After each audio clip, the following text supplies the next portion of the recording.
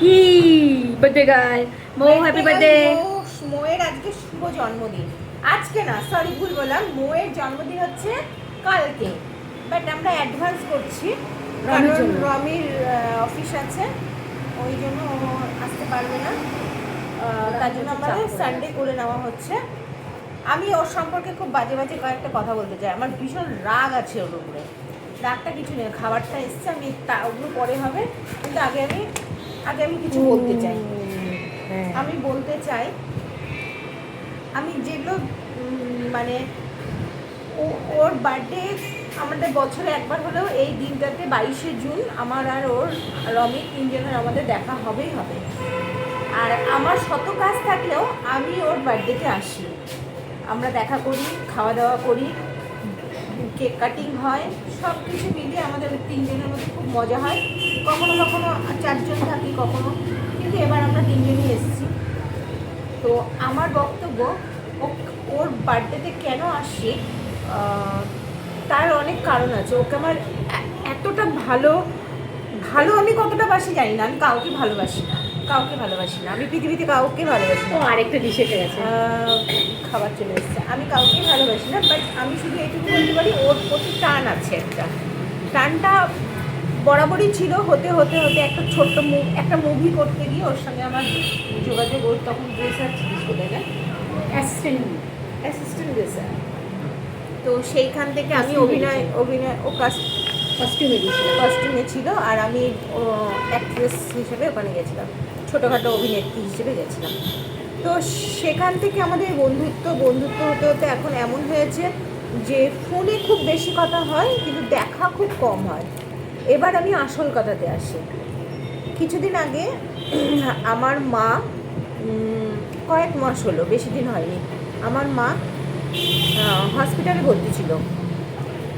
আমার মা ইন্টারভিউ দিচ্ছে, সেটা ও জানে না, ও জানতো না যে ও হসপিটালে, আমার মা হসপিটালে হতে। কিন্তু আমি স্ট্যাটাসে দিয়েছিলাম, হোলি খেলা ছিল, তার সেই দিনই আমার মাকে ভর্তি করা হয়।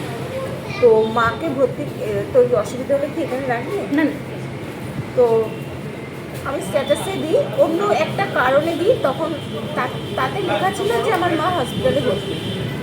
ও আমাকে কন্টিনিউ ফোন করে, তো আমি ফোনটা ধরতে পারছি না। আসলে যখন বাড়িতে বাবা মা হসপিটালে বা আত্মীয় যখন হসপিটালে ভর্তি থাকে, তখন ফোনটা ধরার মতন হয় না, সম্ভব না। তখন ও আমাকে মেসেজ করে, আমি পরে আমার সময় মতো রিপ্লাই দিই। তারপরে ও আমাকে একটা টাইমে বারবার ফোন কন্টিনিউ, আমি হলে হয়তো এতবার ফোন করতামই না, কিন্তু ও কিন্তু থেমে থাকিনি। কী হয়েছে তুই আগে ডিটেলসে বল। তখন আমি বলার পরে বললাম যে মার হিমোগ্লোবিন কমে গেছে, এরকম ব্লাড লাগবে, সেই জন্য ভর্তি করতে হয়েছে। আমার মন ছুঁয়ে গেছে। আমার মার সেবারে কি কলেরা হয়েছিল? না, সেবার কলেরা হয়নি, তার আগের বার কলেরা হয়েছিল মার, তখন ভর্তি হয়েছিল। আর এটাতে মার কলেরা না। ও আমাকে বলছে যে আমি দেব কাকিমাকে ব্লাড, তুই আমাকে বল। সেই দিনটা আমি আজও ভুলতে পারিনি।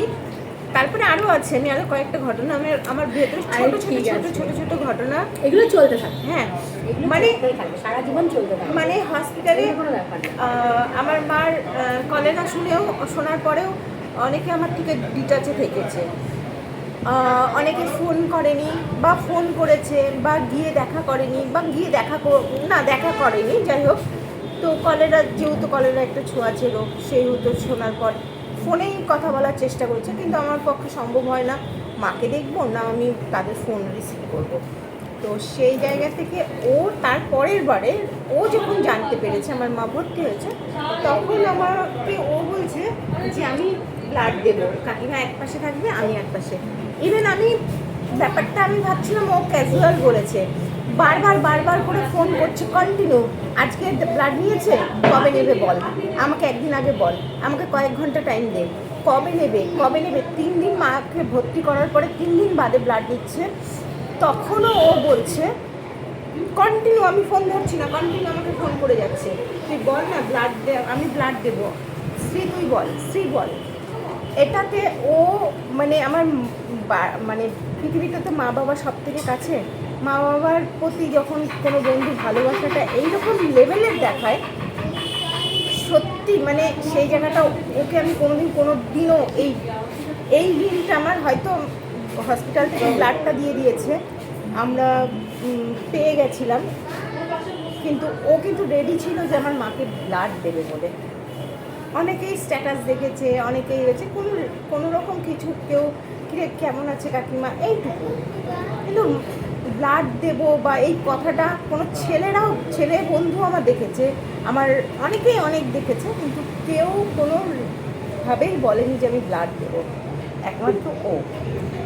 আর একটা কথা, যখন আমাদের ফুল ফ্যামিলি তৃণমূল করে, আমার অনেক কাছের মানুষরাও আমার তৃণমূল শোনার পর থেকে, তৃণমূল হারার পর থেকে কাছের মানুষরা দূরে সরে গেছে।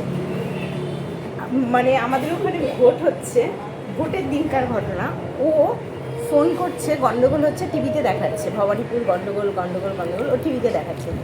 ও কি করলো, ও ফোন করছে, এসি তুই কোথায় আছিস রে, তুই কোথায় আছিস, মানে কন্টিনিউ বারবার ফোন করছে যে আমি ঠিক আছি কিনা। ওকে আমি না, আমার সাথে ওর দেখা হয় না, ওকে আমি কোনোদিন কোনো কিছুতে হেল্প করেছি না, কোনোদিন কিছু দিতে পেরেছি না, কিছু না, নাথিং, জাস্ট নাথিং। ওর জন্য আমি জীবনে একটা সুতো পর্যন্ত ওর জন্য আমি কিছু দিইনি বা কিচ্ছু কোনোদিন করিনি। কিন্তু এই ভালোবাসাটা বিপদের সময় ও আমাকে ফোন করে বলছে তুই কেমন আছিস।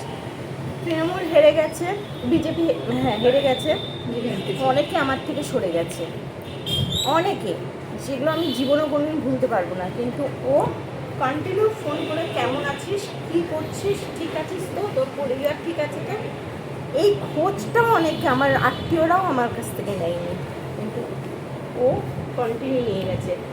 এই জন্য আজকের এই জন্মদিনের দিনে আরও ছোটো অনেক ঘটনা আছে, জাস্ট এই তিনটে আমি বড় ঘটনা। আমার মায়ের বেলা আমি অবাক হয়ে গেছি, সব থেকে মায়ের বেলাটা বলছে আমি এক পাশে শুয়ে থাকবো, কাকিমা এক পাশে শুয়ে থাকবে, আমি বেড টু বেড ব্লাড দেবো। আমি আমার ভাষা নেই, আমার সেদিন না চোখ দিয়ে, মানে আমি হয়তো মা ভর্তি থাকলে আমি কাঁদতে পারি না, মানে সবাই কাঁদে, বাবা মাকে নিয়ে আমি অনেক বছর হলো লড়াই করছি, অনেক বছর। আমি আজকে থেকে না, 2018 থেকে আমি মাকে নিয়ে লড়াই করছি। এরকম একটা বন্ধু পাওয়া মানে কি ছবি তুলি, ঠিক আছে, ছবি তুলেছি।